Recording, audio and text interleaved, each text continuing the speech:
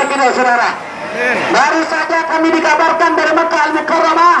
Kemarin dikabarkan oleh Kiai Sopri bahwasanya cekal beliau sudah dicabut, betul? Dendanya sudah dihapus, betul?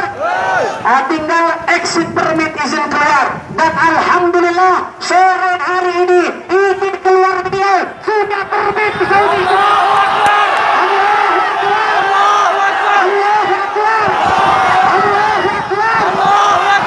Insyaallah sebentar lagi beliau umumkan tanggal kepulangannya. Tunggu kabar resminya. Beliau sendiri yang akan buat video mengumumkan kepulangannya. Insyaallah siap ikut komando beliau.